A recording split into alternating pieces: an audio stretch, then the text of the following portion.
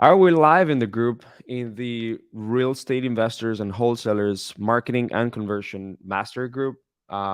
We just recently added and VAs so that you all know and learn how to recruit people. And apart from online marketing systems, how to recruit people using online marketing systems. So these people that we recently added is being because of remote Latinos. But today, you guys know that I have guests in the podcasts that we go on every week, and these are special guests, people that are doing the things that they say they're teaching and that they say they're doing, and then doing it very successfully. So we brought in last episode. It was with David Hernandez, who have generated over $3 million using online marketing for his real estate investing business. And today we're going to have someone special today as well with Joe McCall about land flipping. But before I ruin the entire episode intro, I'm going to go here and tell everyone to say hi to Joe McCall right in here, Hey, and then we're gonna start the episode. So if you guys have any questions throughout the entire episode, drop them in the chat if you guys are in there, and we'll be able to answer like based on the questions that I'll ask Joel. If you are looking to learn into land, sorry, if you guys are looking to learn how to flip land, wholesale land, or just as a whole make money out of land, this is the right episode for you. So let's get it going, and I'm going to start the podcast. All right, let's go. Mic check. I'm good. Mic check. Mic check.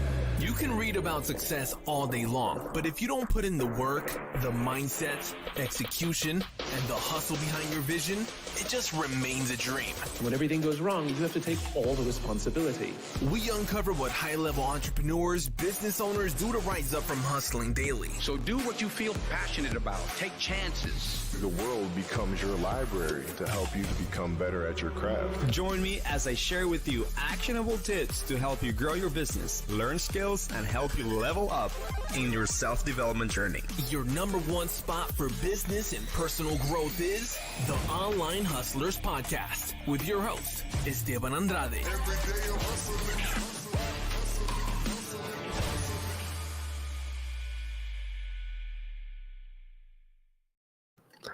Hey, welcome back, listeners of the Online Hustlers podcast, where we cover REI marketing and conversion episodes. We have a special guest today, and as you'll know, we've had different guests that are doing the things that we want you to go back to your home and actually do some homework about it, because they're spitting nuggets and actionable tips, actionable hacks, tricks about how they're actually making their business successful in the wholesale side, real estate investing side, flipping side. And if you have liked any other episode previously, and you know that we're going to provide value, I think it's going to take you about a minute for you to review this episode.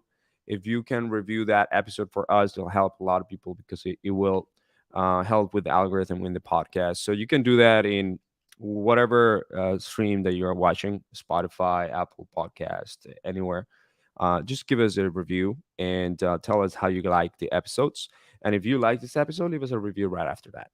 And today I have an episode where I bring in Joe McCall. So Joe McCall is very well known for several things, and actually I'm going to introduce you guys him today.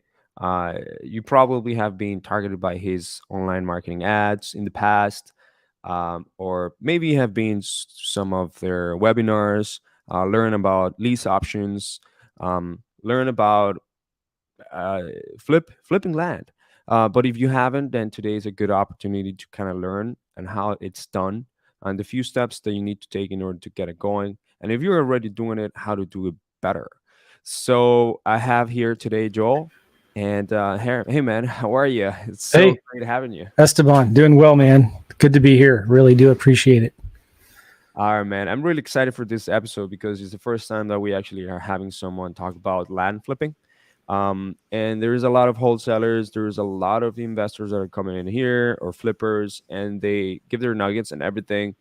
Talk about different strategies or marketing departments, hiring, systemizing, sales. But today we have land flipping, right? And I know that you come in with a background with extend experience, but I want to understand a little bit more of that background. You've made millions of dollars in your now in your career already, and you're one of the people that recently have got me into your podcast as well to talk about online marketing and talk about recruiting virtual assistants from Latin America. So I appreciate that, man. That episode, I think it was fire. People liked it a lot. Yeah. Um, but I want to know a little bit more about you. And I mean, we're going to talk about land flipping, but you also have expertise in lease options and a few other things. You're a great coach as well, and you're also helping others and how to get that part started. But let's just go back. Tell me, like, when you're starting into the real estate world. I don't know how long you've been in there. Just a few things about you, how you got to where the point you are, like how you're making millions right now in real estate and stuff. Like, I'd love to know a little bit more, and the listeners to also know. Well, it got started in full time doing real estate in 2009. And I was a civil engineer before that, kind of working for different engineering construction companies, building large power plants, traveling around the country. That got really old, did not enjoy it that much. So I wanted to do something different. I always wanted to kind of work for myself. I did what you're supposed to do, get a college degree, get a 9 to 5 job. But I just looked at my future and I just wasn't optimistic at all. Like, I was one paycheck away from bankruptcy. They could give me a pink slip, let me go. I could probably find another job, but I'd have to move. And I was frustrated. No matter how hard I worked, I got paid the same every single year. And if I was lucky, I got a 3%, 5% raise. If I was lucky, after 5 years, I could get 3 weeks of vacation a year instead of 2. I remember one time going on vacation and frustrated that I ran out of time. Well, like, we did our vacations. We still had 3 or 4 months left of the year, and I had no vacation days left. I'd use all my personal days, and I couldn't even take off time for the holidays, extra time off for the holidays. And shortly after I quit my job, my wife and I were in somewhere near Vail, Colorado, I think is where it was.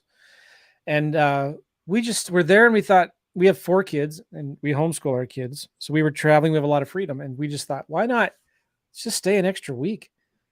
And we said, all right, let's do it. And I didn't have to ask a boss. I didn't have to worry about how much time off I still had left, how many personal days, how many sick days I could convert to personal days. I didn't have to ask anybody. We just stayed another week in the Airbnb that we were in. I think at the time it was HomeAway or vrbo.com or something. And that's when I got so excited about this business, because literally we can run this business from anywhere in the world. And I have with my family. We have traveled to Europe twice. I've been there 4 times, but we've traveled there twice with all of my kids, my wife and my kids, for 2 to 3 months at a time, traveling around the world, just visiting a lot of different cool places. And like my background there, I don't know why it does that. Okay, so then we done that twice, stayed in Prague, did deals while living in Prague and traveling around Europe. Then we took a 3-month RV trip and just had a really good time traveling all over the world, doing this business, doing deals, then also doing other things, selling information products, doing consulting, doing done-for-you marketing services, selling software. So there's a lot of different ways you can monetize your knowledge. What's up here. You can do deals. Then you can also teach people how to do deals, so people can bring you deals, so you can partner on deals, so you can invest in deals. So we do that a lot. People bring us deals. We lend them money on them. We partner on deals. Sometimes we'll just, we know a buyer and we'll put the 2 and 2 together and make a middleman fee. Then we can sell coaching, consulting, info products, marketing services, done for you marketing services, software.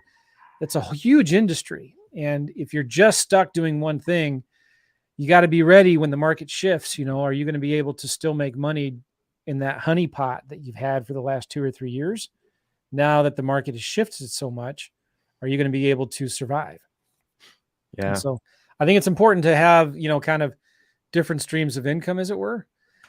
So, yeah. Well, it seems like you have a very high love for marketing as a whole, Yeah. and also just the fact that you're able to like run a business online remotely. You also understand the online marketing side of it. Not only you have done it for your info product models and everything, but you just know a lot of stuff about online marketing. Like, where did that love come from? Like, can I know more about that? Yeah, that's a good question. I realized early on from the coaches that I had in real estate that we're not in the real estate investing business, we're in the marketing business. And so I was a big student of marketing because my coaches would say things like, you need to get your marketing done for you in spite of you. That's when I started thinking about getting virtual assistants and how I can use VAs in my business. So I started really studying marketing, and I got frustrated when I would do a lot of marketing, get a bunch of leads, and then shut it off because I had so many leads coming in. And I would get some deals under contract. I would sell the deals, and then 3 months later, I'd turn around and my pipeline was empty. And I realized that you'd have to do that marketing consistently. There's this real principle of momentum. And so I started building systems and hiring VAs to do my marketing for me in spite of me. And then I started doing these really unique type of deals, and people were asking me to teach them how to do what I do. So in 2009, the market was free falling. Everybody's freaking out, losing their jobs, losing their houses, losing all of their money in the stock market. And here I am quitting my job because I was making more money doing real estate part-time than I was in my full-time job. And at that point, I was flipping lease options. I call it wholesaling lease options. And then people started asking me, hey, how do you do what you do? Teach me. I started getting invitations to go speak at local real estate clubs, RIAs, they're called, Real Estate Investment Associations or whatever. And started speaking for free. And I realized that got really old really quick. And then people started saying, hey, can you take me out? Can I take you out for coffee to pick your brain a little bit? And that got old really quick. So I started hanging out with friends that I knew that created real estate courses, and they would sell them at local real estate clubs, and they would get paid really, really well for it. And I thought, that's pretty cool. Like, this guy can go up there and talk for 90 minutes and make $20, $30, $50,000. I want to learn how to do that. So I started studying other people that were selling courses, and I saw the good, the bad, and the ugly. Started to getting to know some of the people on the stage. And, there's some shysters out there, but there's also a lot of really, really good people. Mm-hmm. And so I decided I want to be one of the good people. I want to be one of the good guys that sells a good information product and doesn't, at a fair price, that doesn't gouge every last penny on and forces people to max out their credit cards or whatever. So I started studying the good people and kind of also studying the bad people to learn what they do and how not to do it. And I started then getting invitations to speak at a lot of different national things. I started traveling, and then I started my podcast, and I started studying internet marketers, because there's real estate marketers and the internet marketers, right? They're kind of different. And I started studying people like Frank Kern was one of them. And there was a podcast at the time called, I think it was called Internet Marketing Mastery, or Internet Business Mastery, I think is what it was called. Mm-hmm. And these guys had a course on how to create a course. They had a course on how to create a course. And I bought it, and they taught how to do a podcast and how to get people to build an email list, how to sell things online. And I just fell in love with that. And here's the reason why. I still do real estate today. We do, a couple, 3-4 deals a month, flipping vacant land. That is good. I kind of only do that though because I love it, number one. But number two, I want to stay sharp. I want to stay in the business so I know what works and what doesn't. So when a student comes to me and asks for help, I kind of know what they're going through and what the problem is and how to fix it so I can make my stuff better. But I love the information marketing side of this business. I get to help people. I get to have other people bring me deals. I get to lend money on deals. and I get to change people's lives, which is just really, really good. And it pays really well. So here's the thing. It also is easier to scale. It's easier to scale when I can coach somebody, and I've coached people from all over the world on how to do deals in the US. It's awesome. It's so much fun. Does that make sense?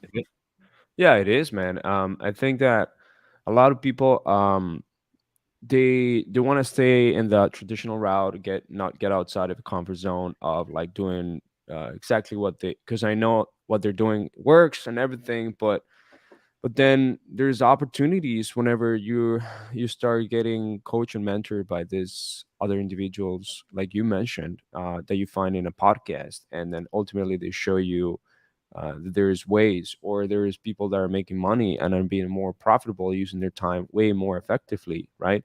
um, Such as the ones that are potentially given their expertise, and instead of just teaching their team and their employees, and now they're giving their expertise to someone else.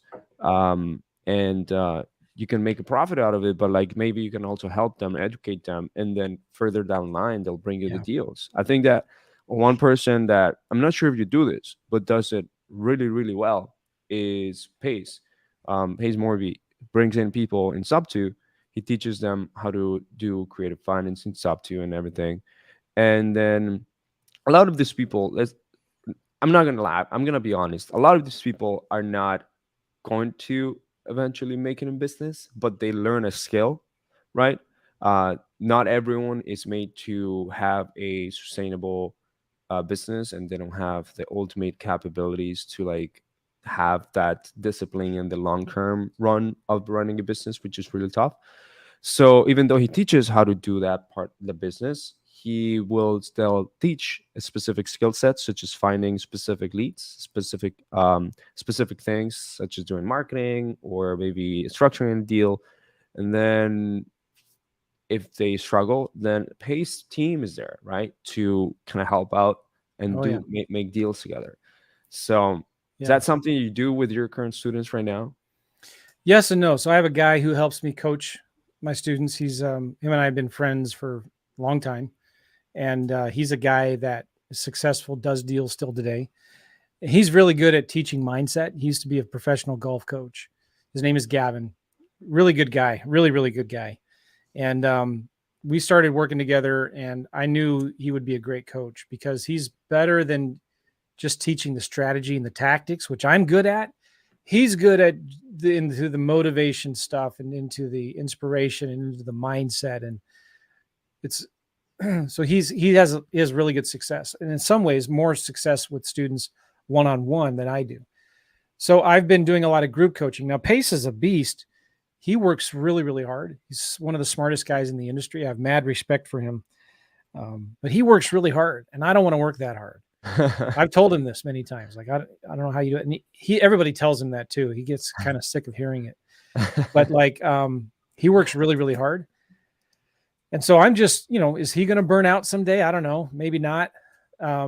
Maybe he will, but he's smart enough to figure that out, right? He's smart enough to know, he's got some things he can fall back on. He's doing really, really well with some bigger deals now. I think they just did $100 million plus apartment complex or something like that. So he really smart guy. So there's a way that you can build these businesses where it can grow and scale with if you have the right people in place without much of your involvement. That's what I'm trying to say. So there's things you can do, like podcasts, like YouTube videos like this, and podcasts, like creating a course one time that you can sell over many, many times over and over again.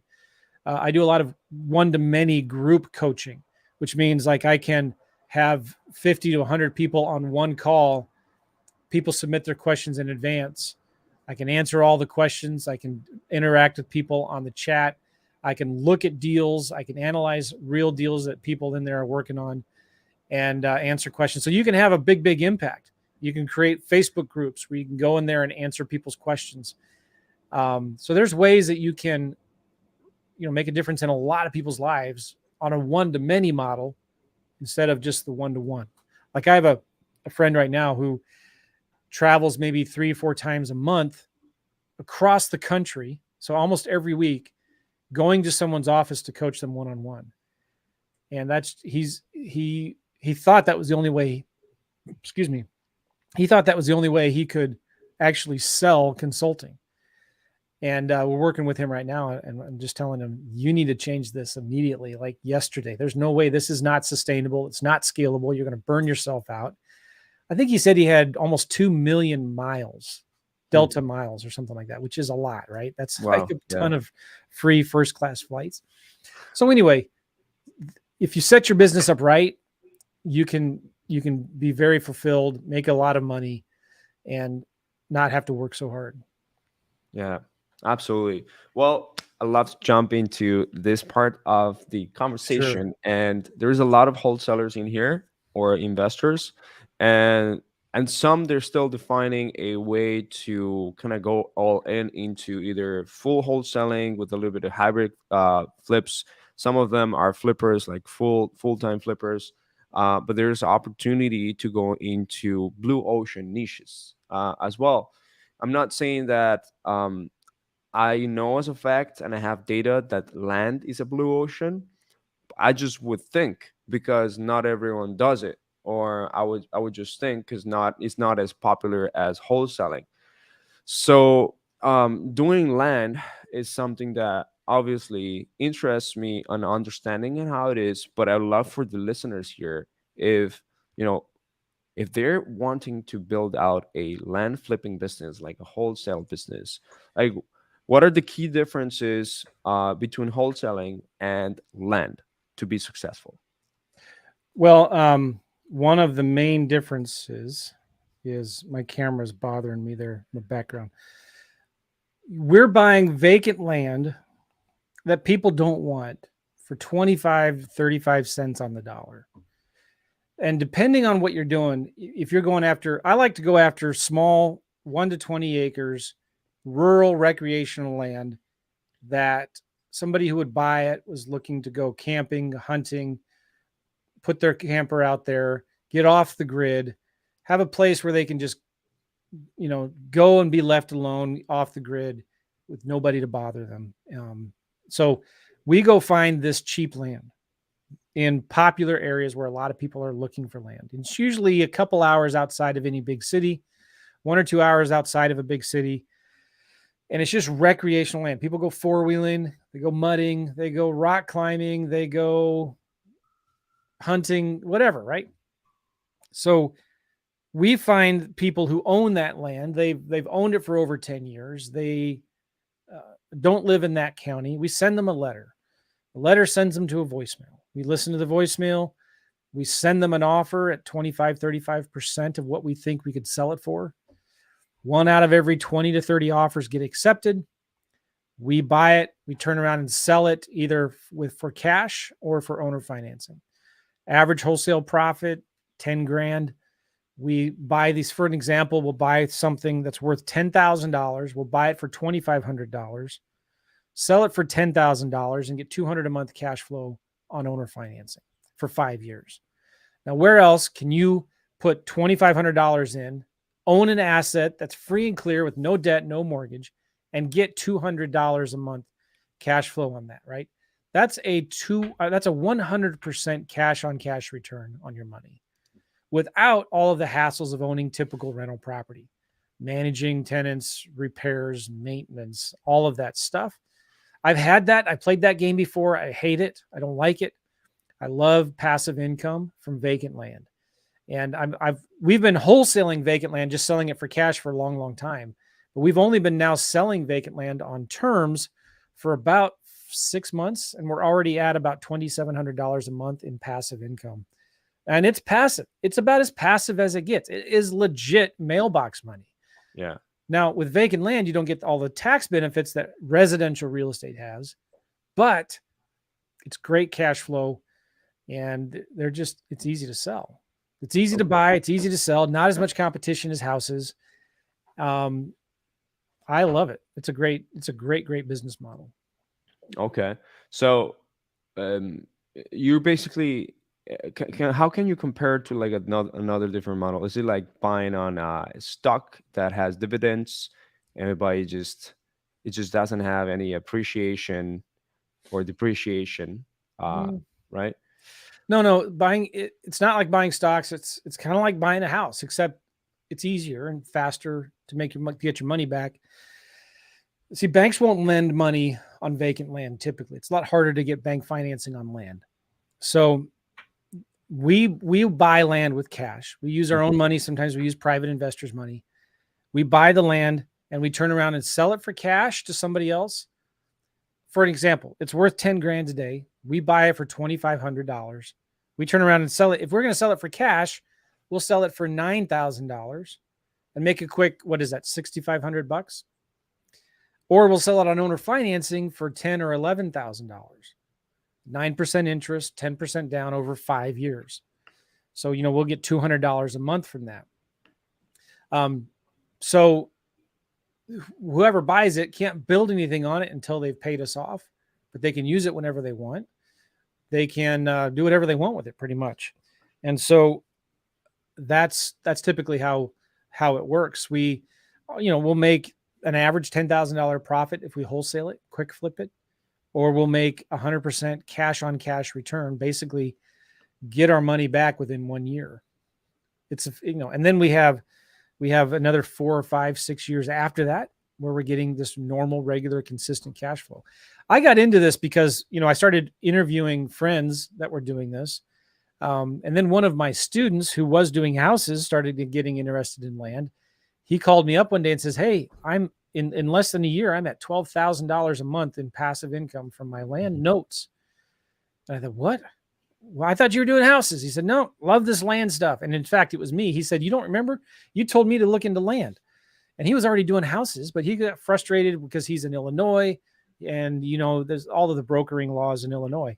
So I told him to start looking into land. And sure enough, he's making 12 grand a month passive income. That means literally he would not have to do any work and he would get $12,000 every month. Now that's only going to last a few years if he doesn't keep on doing new deals. But I thought this is interesting. So then I started getting my teenage sons involved, and my teenagers, I wanted a business where my teenagers could actually do something with it in real estate. But if with a house, you get a 16-year-old on a phone with a 65-year-old guy trying to talk to him, build rapport, negotiate the deal, understand ARV, understand how to estimate repairs, understand comps, all of the nuances and tricky things with a house, negotiating with a seller that's lived there for 30 years, who's got a ton of emotional attachment to it. It's really hard for a 16-year-old teenager to do that. Now, maybe I underestimated my boys, but I wanted something that was more automated where we didn't have to talk to sellers until after they got our lowball offer. And so now what we do it is, my boys don't help me all the time, but when they do, we send an offer. If they get our mail, they leave us a voicemail, we send them an offer. And if they're interested in our offer, they call us back. And that's when we talk to them. Sometimes they'll sign our contract, text it back to us without us even talking to them at all. So with land, sellers are much more detached from that. So it's so much easier to buy and sell virtually. Yeah. Okay. And what are the major differences? How would you do marketing about land? You said voicemail drops that you would do. No, we don't do voicemail drops. We Okay. send direct mail. We send letters. Okay. So with houses, you're doing good if you get 0.5 to 1% response rate, right? Mhm. We're getting 2 to 3, sometimes 4% response rates with our direct mail for vacant land. So we're seeing 3-4 times higher response rates with direct mail. So we're sending a letter. Hey, do you want to sell? Hey, Jim, are you interested in selling your 2.6 acre lot in Park County, Colorado? If you are, please call or text our 24-hour recorded voicemail, and we'll send you an offer. And each letter has what's called a letter reference ID at the top. So they'll call or text that voicemail. Once or twice a week, we sit down, we listen to the voicemails, and then we put them into our CRM.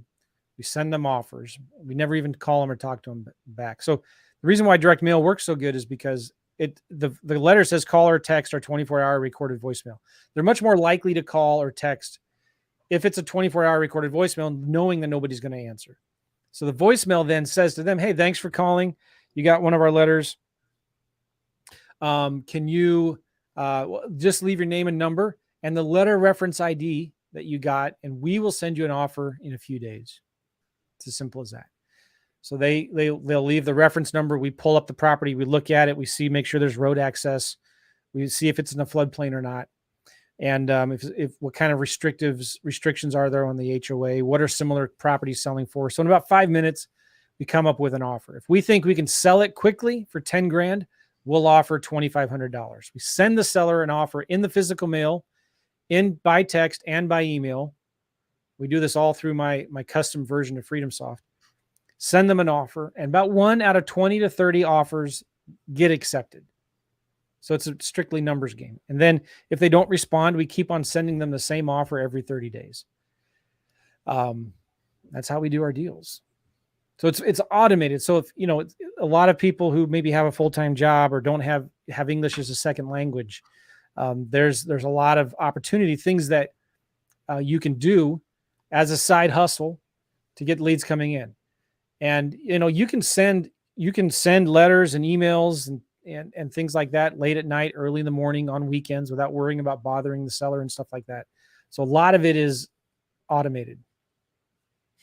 Okay, that's awesome. Now, it might sound that like a little bit of a shiny object that wholesalers will start doing this and start kind of like picking up steam, and then all of a sudden they say, "Oh my God, this sounds like it could be much simpler, and I don't have to deal with all this competition." How do you deal with like students that come in and they're already doing like wholesaling? Like, what's your suggestion on that? Like, first mindset parts about doing land. Yeah. So it is different. Like I tell people all the time, the riches are in the niches, and you need to focus. Like, and I say this also, like, focus will make you rich. And so if you're already trying to do real estate houses and do deals, and you're starting to have some success, like, the worst thing you can do is try a new strategy. Like, I would tell that wholesaler who's doing houses, like, stick with what you're doing. Just focus in on that until you make your first $1 million. Then start looking at adding on a different stream of income, like flipping vacant land. Okay. So I try real hard not to present this as a shiny object. But also at the same time, if you're trying to do houses and you're struggling and you're just not getting any traction for whatever reason, then you should look at something like land, because it's just great. And there's also other strategies that people listening might be doing: crypto or Amazon e-commerce, drop shipping or affiliate marketing or crypto and stuff like that. And that stuff is, in my opinion, I'm not an expert in any of that, but like, that's a hard way to make money. I'd rather invest in a real asset that you can touch and feel, that you don't have to have a ton of money in inventory. You're not reliant on the whims of the market that might go up one day and down 20% the next day. It's very steady, consistent, easy cash flow, right? So there's a lot of advantages to vacant land that I think if somebody who's struggling in business, trying to find something to get a foothold or start doing well, you should take a serious look at land, because, and all the different things that I've tried and done, it's my favorite way to make cash flow. So what are the major keys to success doing land flipping? Marketing. We talked about it at the beginning. We're not in the real estate investing business. We're in the marketing business. So you've got to be consistent with your marketing. I say you should be sending out 500 to 1,000 letters every week. There's other things you can do just besides direct mail, but letters work really, really well. So send out consistent, just set it and forget it. Consistency is one of the most important things in this game. Who do you go for? Marketing. Say again? Who do you go for letters, or how do you do your letters? We pull our list from a website named Priced, Prycd. And we use two different companies. One is Rocket Print and another one is REI Print Mail. So we're testing different letters. We test postcards, but again, direct mail works really, really well. And then we work with another company sometimes to do text marketing for us. And I'm not going to give their name out, because it's one of those things where it's a little gray area. Is it okay to do it? Is it not? It depends on who you ask. Some people are adamant, like, no, you can't do texting. Some people are like, it's not a big deal. Yes, you can. You can talk to attorneys that say it's fine. You can talk to attorneys that say it's not. So anyway, we'll do first and foremost direct mail. After we've sent direct mail to a certain county, then we might add on some other things like texting. Sweet. Yeah. Now, I mean, I know that this could potentially have a second episode. It seems like you have a lot to provide in terms of not only land, but lease options and the other expertise that you have. So I'd love to have like a secondary Yeah. episode. What would you say someone, all right, so if someone that is already doing land, but is really struggling at the marketing side, maybe you're saying yes, consistent, the direct mail and everything, but they're not hitting it. Like what are some of you like struggles or challenges that you already kind of like went through that Yeah. you would You need tell to someone? get a Latino VA. Right. There you go. Um, yeah. So you got to get help, right? Because I think that's one of the biggest things people struggle with is overwhelm. They're getting so many leads, they can't keep up with them. Especially when you're first learning it, man, it's so easy to get overwhelmed with all the little nuances and the things you got to learn. So, I tell people find a VA as soon as you can, right? Hmm. And just have them go through my first 2 modules and have them go through, we use Freedom Soft. I tell them, get your VA to learn Freedom Soft. And because a lot of guys and ladies are tech challenged. We take it for granted, man. We can fly around on a computer. There's a lot of people out there that barely know how to use a mouse, right? So like I tell them, you do not have to be the Freedom Soft expert. Hire somebody who could learn Freedom Soft for you and make them be the CRM Freedom Soft expert. And all you have to do is Voxer. I use an app called Voxer, Voxer, where I can voice message my VA. My VA you can do the same thing in WhatsApp or whatever. And so when you get a lead or you're working it, you can have your VA kind of do the data entry admin stuff. So as soon as you can, get a VA to do the $5-10 an hour admin activity work. You be focused on the $500 work, the revenue generating activities. So that trips up a lot of people because they get overwhelmed. And one of the first things, once you start doing 1 or 2 deals a month, even maybe before then, but one of the first people you should hire is a virtual assistant, without a doubt. Yeah. And about sales process, is it similar to like a wholesale? Like how do you go about like what type of people are you talking to first of all, and how do you handle them? Yeah. So I do have to go in about 2 minutes. I'm Yep. sorry. But we advertise our properties on Facebook Marketplace, Facebook groups. We put our properties on land.com. There's a landflip.com, landmoto.com, and we build a buyer's list inside of Freedom Soft. So there's a lot of good ways, but we price our properties so cheap. We sell them really fast. On average, 1 to 3 months, which is not as fast as houses. That's just because there's a smaller pool of buyers for land than there is for houses. But especially when you can offer owner financing, we sell these things very, very quickly. Okay, so conversation, you're talking with people that basically understand the investing game, or like, I mean, a homeowner usually is just someone that just owns a home either because they do wanted to do it personally, but like if someone that owns land beforehand, it's mostly like an investor profile or like someone that just Yeah. inherited land. They have zero emotional attachment to it. They haven't Right. been out there in 10 years. Yeah, They're just tired of it, tired of paying the taxes. They just want out. love that. Okay. Yeah. I know that this is the last minute here. So I want you to give me like maybe 30 seconds, 51 minute of what would you say there is something that is totally truth, but most people would not agree on.